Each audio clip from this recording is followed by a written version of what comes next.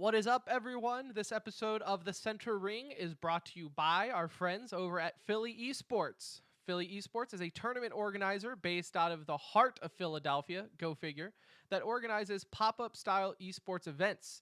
Each event, they provide opportunities for gamers to play in professionally ran tournaments for cash prizes and help build their personal competitive brand with professional photography and interviews. It's true. I've seen it. As an organization, they empower competitive gamers to pursue their dreams in the industry of esports. Philly Esports' next event will be Saturday, October 26th at Drexel University in Philadelphia. If you are in the area, you better be there. TCR is telling you to go. To find out more info about Philly Esports and sign up for their next event, visit www.phillyesports.net, or better yet, follow them on Twitter or Instagram at Philly Esports. And you know what? They say or. Free advertisement. Just follow them on both. Easy enough. EQO, tell them what they're listening to. Hey, this is EQO, and you're listening to The Center Ring. Okay, so let's start.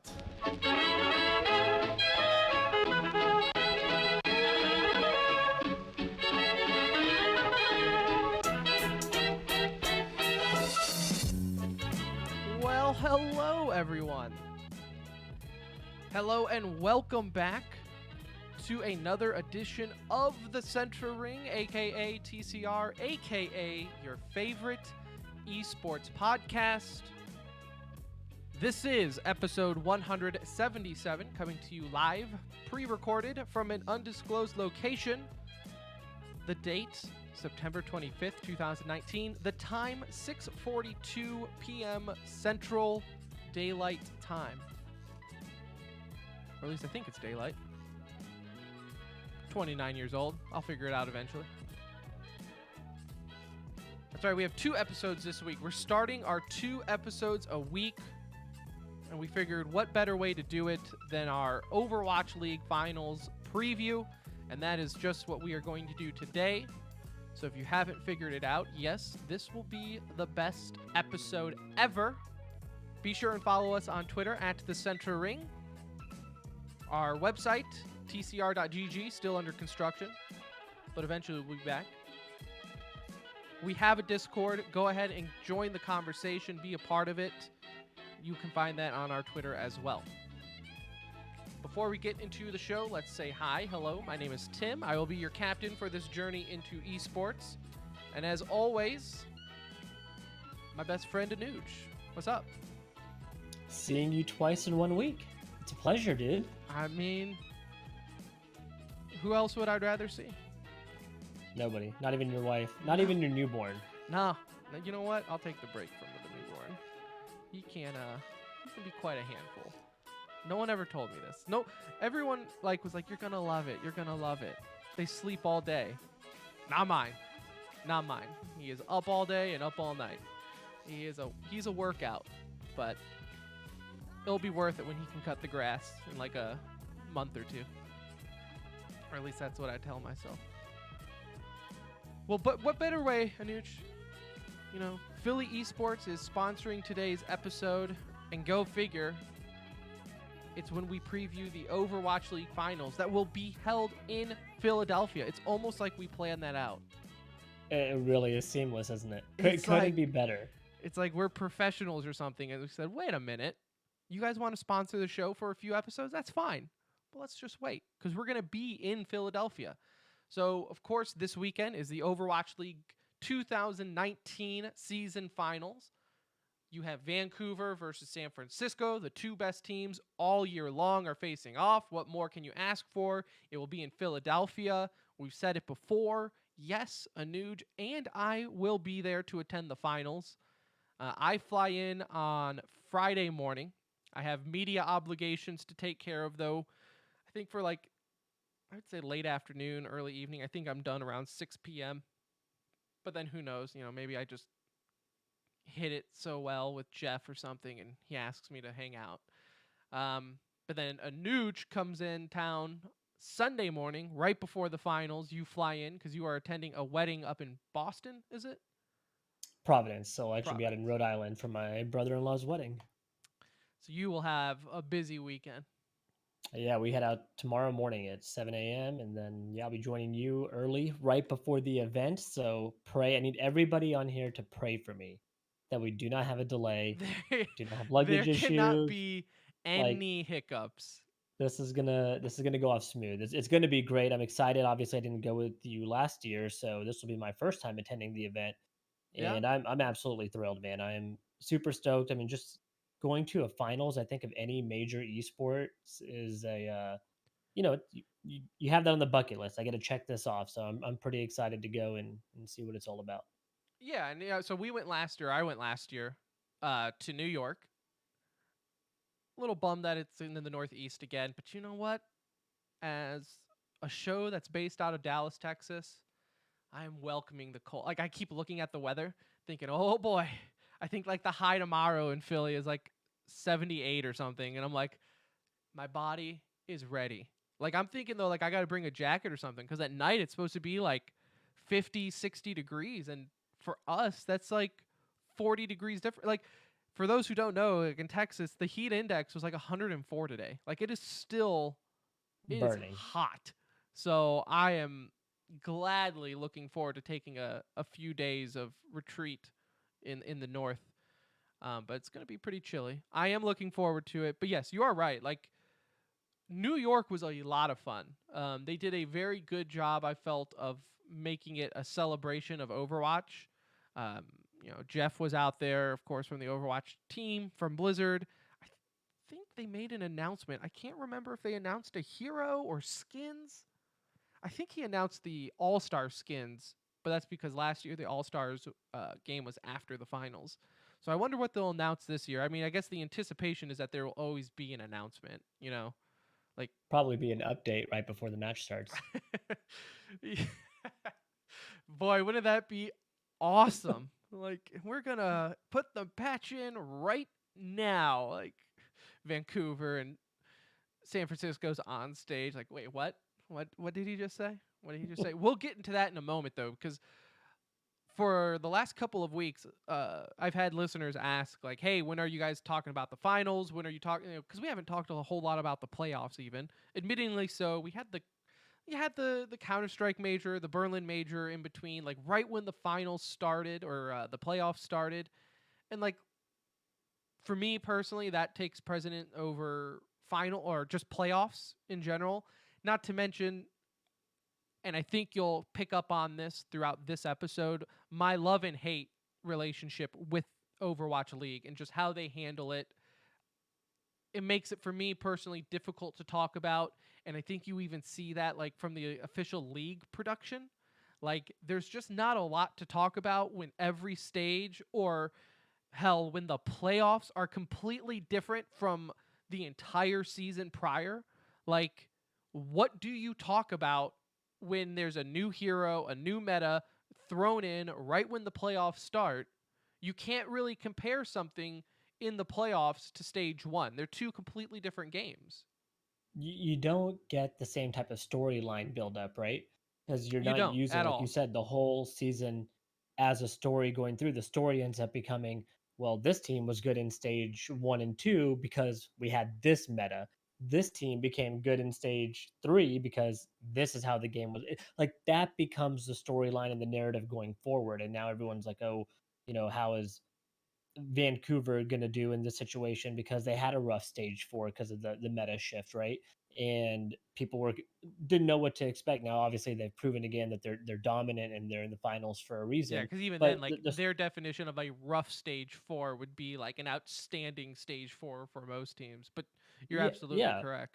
or, yeah, rough in terms of how they had performed throughout the first three. Still finished with the best record and all that Right. fun stuff. But we're not getting storylines about the players. And the game is about the players, right? Just as much as the game is about how good the game is, the players are And it usually your storyline leading into an event. And it would be different too if the meta was organic, right? Like it's not like a MOBA where the meta can be a lot more organic with hero bans and picks. And I'm not saying Mhm. Overwatch should have that because there's just not that deep of a hero pool to do so. I know people have always toyed around with that idea. I don't. It's Overwatch is not at that point yet. Like you need like 50 30 more heroes. heroes. Yeah, like Yeah. you need a massive hero pool. And honestly, at that point, I feel like Overwatch is just going to be the biggest cluster F out there. So that's not a solution. I'm not even hinting that that be the case. But you do have the professionals or the player base even creating a meta, because rather than like, man, this person is overpowered or this ability is ridiculous, they don't rely on Riot to immediately patch out a hero or even wait for a balance update. It just turns into a fact of, okay, we're going to ban him, right? And then once the new meta takes over, okay, well now we got to ban these new heroes, right? And in between it can kind of it softens the blow of waiting for a balance update. Where Yeah. with Overwatch, it's the exact opposite. There is no organic meta. Like every time there's patch notes, you can almost like map out completely what the meta is going to be and what the pro teams are going to play. Because as much as I would like for it to be, and much as I've talked about it on the show, Overwatch is cookie cutter. Like as much as I don't think it has to be a cookie cutter game, it's 100% monkey see, monkey do type of meta, and it's what we get all year long, which like Anuj said, some makes for a somewhat boring storyline. When it's like there wasn't like some mistake or anything like that. It was just like, well, it's Vancouver in first place all year long because if we remember looking back at the meta, and I have notes for this, front and back notes, Anuj. It's the first time I've seen you with notes. Well, normally I type them all out, right? But with a baby in your hands, it's kind of difficult to do so. But it's not the old pen and paper thing comes really handy when you only have one hand. Anyways, looking back at the meta for how this year went, stages 1 through 3 were obviously the GOAT meta. Everyone had an opinion on it. Me, I actually didn't hate it that much, right? Like, yeah, I guess you would have liked to see DPS take over a little more, but that's what we had. Blizzard took forever to try to figuring out what to do with it. I think they goofed up when they did two things when they only had to do one. All they really had to do was enforce the rule of 222, which they didn't do until stage 4. They should have done that halfway through the year They should have and done that given the second halfway through half the of the year season. and Yeah. not try to balance something. Let's try 222 first, right? And then if heroes need tweaking, we can do that. But what they did was they tried patching certain heroes, or buffing or nerfing certain heroes to help combat with goats. But then threw in 222 not that long after, so now you have all these heroes that were adjusted for the goat meta, but now the goat meta is completely dead because of 222. So it didn't make too much sense there. I thought stage 4 was not a mess, but it was the more intriguing side of it because obviously Vancouver dominated through stages 1 through 3, and why wouldn't they? Their former runaway team, that was the team name from Contenders, where they dominated the Korean scene. They had the most experience with Goats meta coming from Contenders, so it would make sense that they would dominate stages 1 through 3. 222 comes out in stage 4. We see the Titans struggle a little bit. They went 5-3, 5-2, was it for stage 4? 5-2. That would make sense because they play 7 games. So they went 5-2, which again, for the Titans standard, is struggling considering they lost to Washington and maybe Shanghai was a playoff stage. And there was like a couple of like matches in there where they were a little bit closer than some of the blowout wins we had seen throughout the season, I feel. Correct. Yeah, I mean they only had a +7 map differential, right? Where if you look at other stages, stage 3 +14, stage 2 +22, stage 1 +18. So in every other stage they had double They were digits. dominant. I mean, like that's Yes, pretty dominant with only 7 matches, correct. right? Yeah, and then so for stage 4 you're looking at only a +7. Things were closer for them back then. So 222 comes out, stage 4. We had a glimpse of what everyone was hoping for. For a brief moment in time in this year's Overwatch League, we saw Widowmaker back. We saw DPS coming back into the fray, saying, "All right, here we go. We're going to see more headshots. This is what people want, right? We're getting back into this meta." And then bam. Playoffs start. They introduce Sigma into the game, and for whatever reason, Blizzard always likes doing this. They're like, wouldn't it be fun if right before the most important time of the season, we just completely turn the league upside down? So now you introduce Sigma, which then introduces the double shield meta with him and Orisa pretty much being the 100% tank pick, unless you're picking like a Hammond or something to get back to point or something like that. Usually you're running the double shield meta 100% of the time. In my opinion, give me goats. Like, I think the double shield meta is boring as hell to watch. It Because then even like the DPS that you have are primarily Reaper and Doomfist. Like, You've taken away the fun you've taken away what appealed to people in the 222 meta, right? The things that appealed were the McCrees, seeing more of the Widows, like seeing more of these hit scan type DPS. Well, that went right out the window. I mean, you added Sigma, whose shield can block from any particular angle, right? So even your Pharaohs and things of that sort, like they become a little bit more difficult to use in that situation. So yeah, we went to a meta that allowed DPS players to be involved, right? Because there really were none in the GOATS meta, to a meta where you just eliminated half of the DPS players that were once available. So once again, you get into this. It's kind of stale. Like that was the problem with the GOATS meta. Is the game just yeah. started to feel It's repetitive and stale, and it was the it's same thing almost over and like Blizzard over. was like, "Okay, how can we create goats with 222? Oh, I know. Let's add another shield that is super mobile, by the way." So, I mean, the most mobile of any of the other, you tanks know, for sure. tanks available. Yeah. A- And now what even irks me more is like today Blizzard revealed that they're it's now in the PTR, the test servers for Overwatch. But now it's like all these other heroes are getting buffed or nerfed to kind of combat the 2-2 or the I'm sorry, the double shield meta. And it's like that's all fine and dandy, but what we're still getting in the finals is this boring ass 2-2-2 just throw bodies, it's just it doesn't seem as methodical to me as goats Yeah. did, or it literally to me seems like controlled chaos, in the sense of just you throw your Doomfist, you throw your Reaper in there, whatever DPS duo is better in that fight, that team's going to win, which seems somewhat standard. But I really feel like in this current meta, like, supports aren't nearly as important, because the heroes you have, I mean, look, you have two shields to play around, right? You have Anna is completely useless in this meta, because with shields out on the field, you're going to block out her healing. You have Reaper, who heals himself while hitting people. You have Doomfist, which gives himself enough armor to get away and get health. It's like you just I'm not saying supports aren't like useless. Like, obviously they still have a need, but they're just not what the importance were once before. Like, before, you had to kill the supports, right? Kill the squishies, get the healers, and then we'll worry about the fight.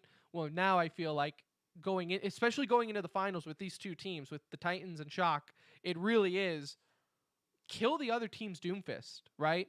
Kill Sinatra, kill Haskell, and then that's really when you'll start seeing these fights unravel. But for now, we'll see what happens. It's silly that they're adding a patch in now after the season goes. If you're looking at it from a competitive standpoint, I guess they still have a casual player base to worry about, but who knows what the hell the meta is going to be between now and next season. Yeah, I mean, I agree. I think what we're going to end up seeing here is, again, just more of the same. Obviously, I think one of the bigger issues that you brought up earlier, and you said we wouldn't see this for a long time, is if they're going to have this style of gameplay, they need to have a much deeper character pool. And so, with the limited character pool that they have, it's going to just be these are the people that work in this particular meta, and all the good teams are going to use that. So I think a bigger character pool would help this situation, obviously, where you do see a little bit more variety, and it kind of opens up the playing field a little bit. But there is some good storylines here. I mean, Of yeah, we've talked a lot about the negative. Yeah. There's some Yeah, and like I said, fantastic storylines this coming up. episode was going to be a little bit of a soapbox rant mixed in with the finals preview because this is again all season long. This has been building up inside of me and like why Overwatch annoys me to talk about, right? But let's look at some of those storylines. So obviously the teams: Vancouver Titans 25-3 versus the San Francisco Shock 23-5. 8 combined total losses on the year.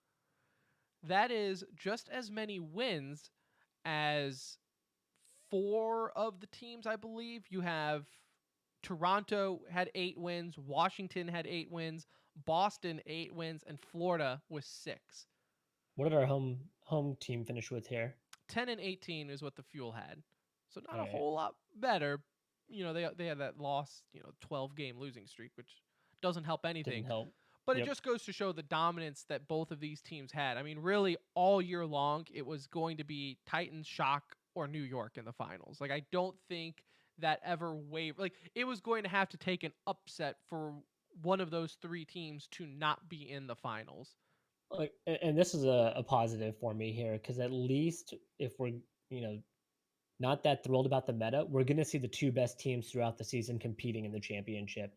Of Underdog course. stories are nice and all, but when you get to the finals, I do want to see the Well, best go head to that's head. kind of what happened like last year too, right? Like with when Philly made the finals, everyone was kind of like, "Huh, you It kind of would have been nice squeaked." if New York had kind Yeah, of you found you their really way in, kind of you know? squeaked in. Like, yeah, you were one of the better teams in the league, but not.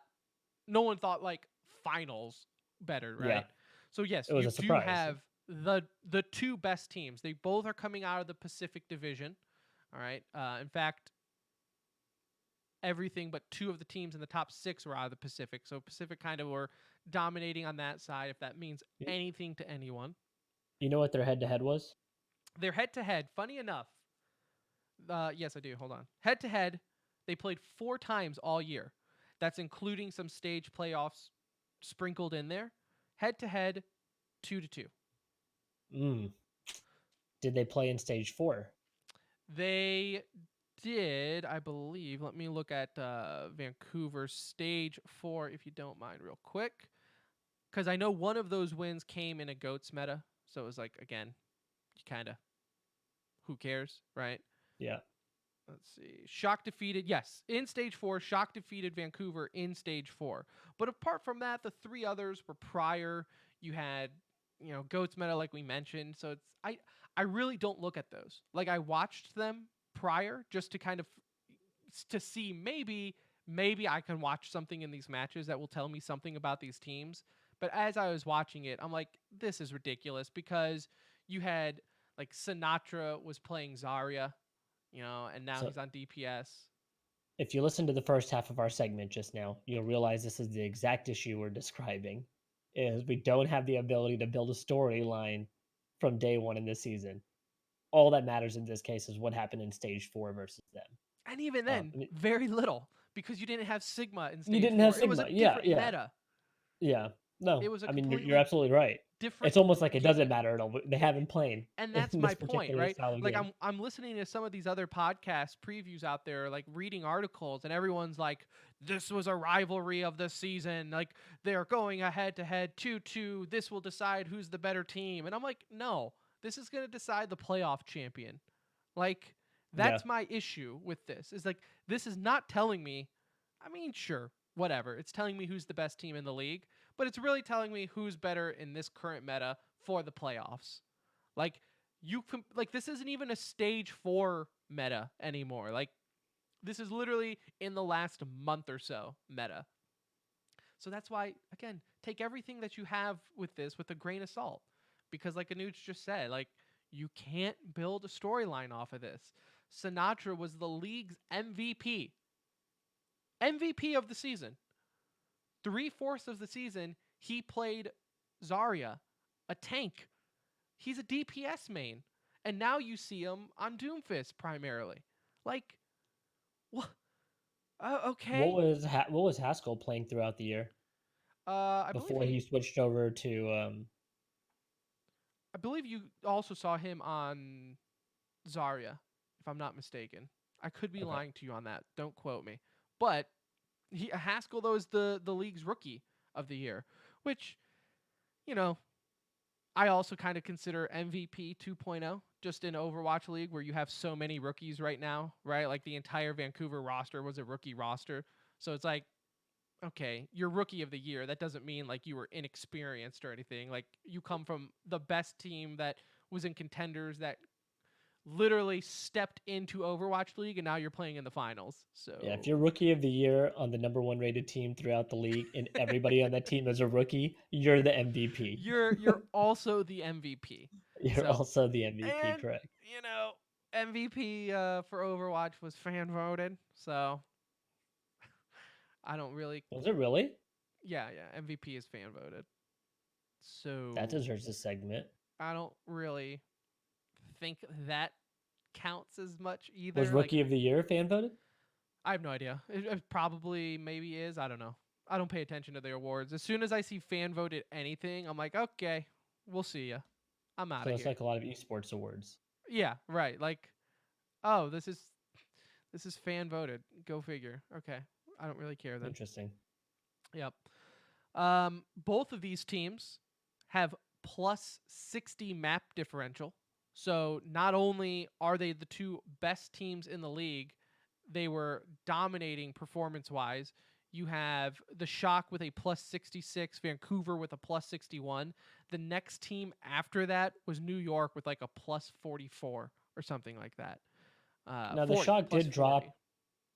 drop to Atlanta, right? They lost to Atlanta in They the did quarters lose and to Atlanta in the playoffs. Now, so so these are all storylines that I'm going to tell you something, but then I'm going to say something right afterwards that makes you say, well, it kind of sounds like you just negated everything you just said. And I am aware of that because, yes, you would say, well, Vancouver must be the stronger team because they had the dominating performance in the playoffs, right? They had a straight winners winning. Well, the Shock lost to Atlanta. Keep in mind, they also were eliminated by a C9, right? Like it was just a mental goof. I don't think maybe if you wanted to create a storyline, I could come out here and say like, oh, they were mental weakness, right? Like they're falling apart. But then they went on to have a golden losers run. They didn't drop a single map all of losers, and now yeah. they're in the grand finals. So how much of losing to Atlanta really matters? I don't think at all. Like you could almost argue the fact that maybe C9ing was the best thing that could have happened to him because it kind of like woke him up like, oh, damn. Like how did we just let that happen? So maybe that wakes them up. Now, that being said, maybe they also have a New York treatment, right? Maybe they have a case of the NYXL like they did last year where NYXL was so dominant, went into the playoffs and just kind of zoned out because they were like, hell, we just are rolling these teams left and right. Maybe they have that case going into the finals. I don't think so, but you just never know how these teams prep. I don't think the stage matters either. Like we've said, Vancouver Titans, yeah, you could be like, well, they're a full team of rookies, but they played on the biggest stage in contenders. They were the best Korean team in Overwatch, which is arguably a bigger scene than any other out there. Yeah. They Yep. stepped into the Overwatch League and obviously dominated. The stage doesn't matter, and I can promise you, no one on either of these teams have played on a stage like what the finals will be, anyways. Like the Blizzard Arena is pales in comparison to what they're going to be playing in Philadelphia. Like a fully sold out, I assume sold out arena. The Blizzard Yeah, it Arena is. holds like They what, a said it's sold thousand. out. It's at the Wells Fargo Center. Now I don't know how many. Do we know how many seats? I don't know how many seats are No, actually I going know to be for like New available. York, which same thing. It's like it's a hockey stadium, right? That they kind of like set it up like a concert. So like Yeah, they'll cut back the third off. back off of it. I think that was like 11,000. 11,000 people, I think, for New York. So I'm sure it's just about the same 11, 12,000 sold. Now, the difference for this year also, though, is keep in mind it's one day. Like last year, they spread it out, right? It Yeah. was Saturday and Sunday, which kind of, in my opinion, sucked. I like the fact that it's one day. Just let the hype be in one day. You know, it's good for people traveling. It's good for the stream's sake. You're not stretching things out. It's one day. Get hyped. This is it. But uh, but there's that. We already talked about the head to head, as I mentioned. They are 2-2 going in. Doesn't mean a whole lot, though. The only one that you can maybe say matters is San Francisco beating them in stage four. We do have, again, MVP Sinatra versus Rookie of the Year and Haxel. Oh, I think I said Haxel played Zarya. I lied. He played Brigitte. So even a less DPS of a hero, right? Like, Yeah. so you have Sinatra, who, I mean, was a dominant Zarya. Obviously, part of it earned him the MVP of the league. But then Haxel played a support for 3/4 of the year, right? So again, going into here, you have a very small sample size to try to build up like a storyline going into it. Now that's all not all for none. You know, you do have San Francisco who dominated throughout the year, dare I say even more so than Vancouver. They were a part of every single stage finals. In stage 1, they actually played Vancouver in the finals where Vancouver won. Stage 2, rematch on Vancouver, San Francisco won. Then in stage 3 was the Dragons, unbelievable whatever. I think Slasher called it the biggest upset in esports history, which you know, which is weird because Slasher normally keeps everything in perspective and doesn't blow things out of the water. That's very unlike him to try to make bold statements for retweets. But hey, and then obviously with stage 4, there's no playoffs, which I'm going to make a quick rant here, but that's why stage playoffs are dumb, because if you don't have them for every stage, they consider this playoffs as in like, why have a stage playoffs when you have the actual playoffs? Well, why have stage playoffs at all then? But I'm going to digress because that's another 10-minute rant that I can go down to the format of why things are stupid with the Overwatch League when stage playoffs have mean nothing for the overall end results. They mean absolutely nothing. The fact that it's almost like a mirrored image from last year, right? New York was in every stage playoffs, then they failed to make the finals. But there's no way to really tie the two. The stage playoffs serve only one purpose, and it's to keep the season interesting throughout. In the sense of, I know you don't really care for them, but I think there is a Uh, large base of Overwatch from fans an that probably enjoy. entertainment standpoint, yes. That's it. But Yeah, but don't but come that's at all that's me for. with a fun fact of like, well, the Shock were in every stage playoffs. Great. Like if they lose Sunday, ask Doesn't them how matter. much they care. Ask them how much they care that they were in the stage playoffs, because it probably won't be at all. Stage 4, Shock went 7-0. They lost to Atlanta 4-3 in winners, as we mentioned, kind of shooting themselves in the foot with a Cloud9, but they went on to have that perfect losers run. I think if you're looking at keys for the Shock, they need to shut down Haxel on Vancouver, because and I kind of compared them both to because they played New York. Both of them played New York in the playoffs. Now, Vancouver had a little bit more of a tough time. They took it all the way to a game 7 in order to eliminate them, where San Francisco just 4-0'd them. Some close maps, but overall it was a 4-0. Again, I'm going to play devil's advocate here. New York, to me, kind of is a little bit mentally weaker than other teams. When they lose, they seem to have a slower rebound or a rougher rebound. So maybe they were a little beat up when they got to San Francisco, right? Like they were riding high in the winners bracket, went down to losers, and then all of a sudden, you mean now we got to play Lost the the number momentum two? going in. You just lost to the number 1 team. Now you got to play the number 2 team in losers. Like, Well, no, New yikes. York came in as the number 2 seed, right? And then San Francisco Uh, was the 3 seed. overall, let me look. I think overall, no, no. Well, it I'm looking at overall rankings. You are correct. Okay. New York went in as the number 2 seed, but that's only because they're in the Atlantic Division. Oh, I got you. So Okay, the okay. winner of the division, like We'll take 1-1. yeah, yeah, Yeah. yeah. It's not like the NFL. Like the NFL, you have both conferences that meet up, like the conference champions meet up to play off. It's just the initial seeding This for the is one the and one. initial seeding, but then it can all get mixed up Yeah. in the long run. So I think you take down Haxel, you take down his Doomfist, and that goes both ways, right? You take out Sinatra, take out that Doomfist.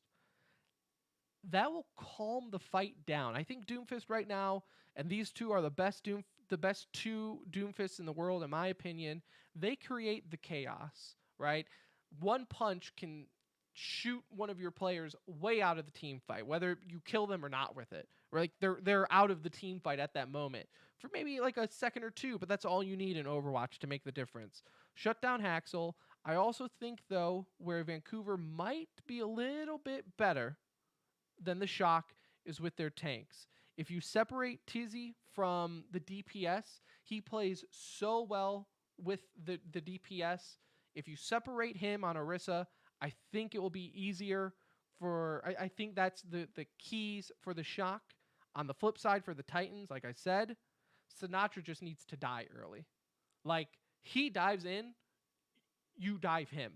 Like punish those early dives. Both of these teams play so aggressive compared to any other team in the league, but more especially San Francisco plays super aggressive. If Vancouver can find a way to punish that, Striker on Reaper, I'm not saying he makes dumb plays, but he plays aggressive. If you can punish that, if you can make him make a mistake by teleporting too far into the fight as Reaper, hit him before he gets to his ulti, that can sway those fights down. I think that will be the difference between winning and losing these finals. Not the support, not so much the tank play, and it's not even so much like which DPS pairing is worse. It's which team can make their opposing DPS pairing less effective. That's who's So going to win the finals. so basically kill the MVP of the league or kill the MVP of the best team. And Right, you yeah. got You're this. either killing the rookie of the year or killing the MVP. Whoever can do that. I think control will also play a big part of it. Both of these teams dominate on the control side, and just historically with Overwatch, if you can win the control maps, you have a better chance of winning it all. So I think my ultimate prediction. I've been riding the Vancouver Titans all year. I'm going to stay with that. I I do think it will go to a game 7. I think Vancouver wins 4-3. And I really think that's just because I think you're going to see the DPS from the Shock maybe get caught in a little bit more of mistakes. I think they're just going to they're they're more aggressive, and I think that might come back to bite them. But obviously, you're talking about the number 1 2 teams in the league, so none of that can mean anything, and Shock could easily come and win, but I think my prediction, if you have to make me make one, will be the Titans.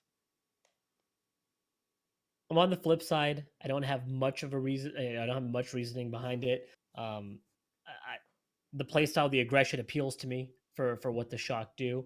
Um, I'm honestly a fan of the two DPS in the sense of not playing Doomfist as much, but watching him a lot. And I also really enjoy playing Reaper. So I'm excited to see them at least involved if it's going to happen. It's at least two players that I enjoy. No, I mean, I hope the aggression works out for them. I love to see that. I think they're also playing really well going into the finals. And Yeah. with the only info we kind of semi have with the stage 4, at least in the 2-2-2 meta, we saw San Francisco get that win. Also the 7-0 in stage 4, like they were just playing really well. I know people are going to look at it, the loss to Atlanta, but they came out almost stronger after that. And so um, I just think they're a juggernaut right now. It definitely, in my mind, should go to a map 7. Yeah. I mean, But like I we'll said, see. I I can't really argue. Everything you said also sounds perfectly fine to me, right? Like this, regardless, I think what you're going to find is a really, really entertaining finals. Like, I Yeah. don't think this is going to be a repeat of last year where it was just kind of non-eventful and London kind of just always was going to win. I think you're going to have a pretty entertaining finals to have there. Real quick, because I only have like 5 more minutes because I have another Overwatch League match, even though the one on Sunday went oh so well, Anuj. Oh so fun. Things we're looking forward to. We will be there over the weekend, so if you're going to be there, be sure and hit us up on Twitter at the Center Ring, or you can hit our own personal Twitters up if you want to only hang out with me and not a Nuge because you're racist. Hey, I won't judge. That's okay. Let us know if you're local. We need to find the best Philly cheesesteak. We are gonna have Phillies in Philly. If it's the last thing I do, I will delay my flight to get a Philly cheesesteak in Philadelphia. It's happening. We have a couple of names that we've heard for it. I think like Jim's is one. There's a couple. So we And want to know which one is the best one to we're go staying to. at the DoubleTree downtown, and I think like according to the map, I haven't looked, but the picture that you sent me, Anuj, I swear it's like right around the corner. No, that's probably we'll find our way to one either way. Yeah, So no, we'll definitely be we're there. gonna smash some food for sure. Other than that, like I said, Saturday for me is pretty much open. So if you want to chill or if you got suggestions on what can do, um, I like history. I'm a nerd, so I'm gonna go probably see the Liberty Bell because I why think the not? Benjamin Franklin Museum is there. That I, would be badass. and I think that's like right down the street as well. So, Wait, um, yeah, that'd be yeah. I think I'm pretty is sure it's that where the there. Liberty Bell is at? The Liberty Bell's in Philly as well. Right, Yeah. right. But is that in a Oh, I museum? don't know if Can I like just? I have no idea. I know there's like I a don't know Ben either. Franklin Museum over there, though. I'm All right, we'll almost have to certain. do some research here. But either way, really looking forward to going. Looking forward to the city. It's going to be a fun time. Um, but that's that. Let's get into some e-news real quick. Some CS:GO roster updates here, and we'll probably discuss this more in the next coming episodes. But you have Cold may or may not be signing with FaZe. Decay mentioned it. He didn't confirm it, nor did he deny it. But also don't mention that he said it. It's somewhere on the fence. But we've also heard multiple reports that like it was like the pen was about to hit the paper and then all of a sudden it fell through. So who knows? We'll Well, see. until we get that though, we have some other big ones here. We We do. got NRG. This is the biggest one to me. I mean, NRG basically just got bought out in terms of their CS:GO roster, and these guys are moving over to Evil Geniuses. Is that correct? That's what we're hearing. That is from what I'm hearing happening. I guess right now it's still considered a rumor. With the teams but- that they were competing with, in terms of not, we didn't even know Evil Geniuses was in the mix for a big team, right? I Complexity. mean, I knew that they 100 wanted to come Thieves, back, but well, yeah, Complexity, not 100 Thieves, NRG. Immortals. Like, there's so many big orgs out there looking for a top tier team. They just got the number 4 It's a team in the fallout world. that I didn't think was going to happen from all these Call of Duty squads not staying in Call of Duty.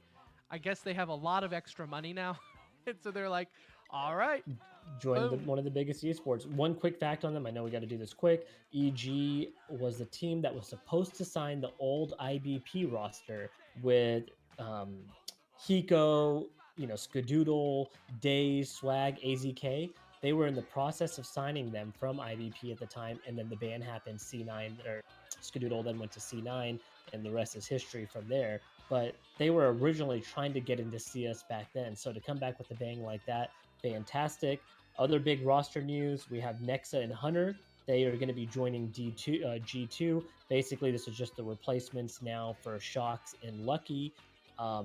Freakazoid signing over with E United. This is only cool because his brother Cooper is on the team. If y'all remember, they played together in Ghost Gaming. Cooper screwed them and left right before, I believe, the playoffs started. At the Mountain Dew League playoffs, right?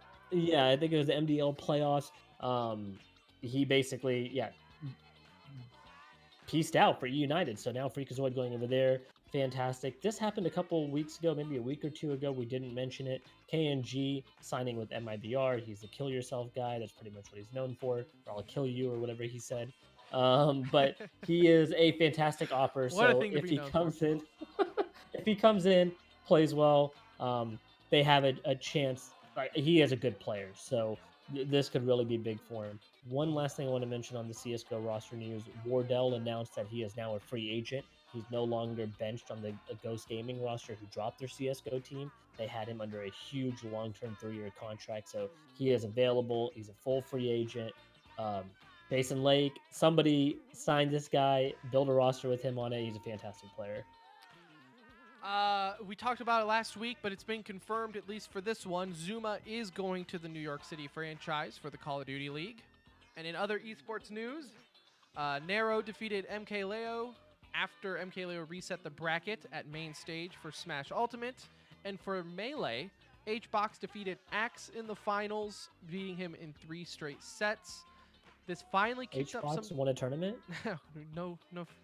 He's been No on way. a bit of a streak. He's been rusty, you know, a bit of a drought, I guess. But no, yes, HBox won again, just completely dominating the 2019 calendar year. This is finally, though, starting to kick up a little rumbles in the community I've seen on Twitter, where maybe there should be some rules set for Puff users, maybe some airtime rules, maybe some, so that way they can't just float around or anything like that. Yeah. So 22 years after the game is released, it's, let's start throwing some nerfs it's, in there for a game we can't do anything about.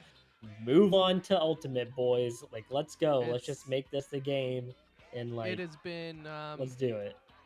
yeah. So we'll How see. can, We'll see. how can you make a change to a game that's so old that you can't do any It's physical just, I updates mean, it's to? all just the general gentleman's agreement and general rules for tournaments that they can do.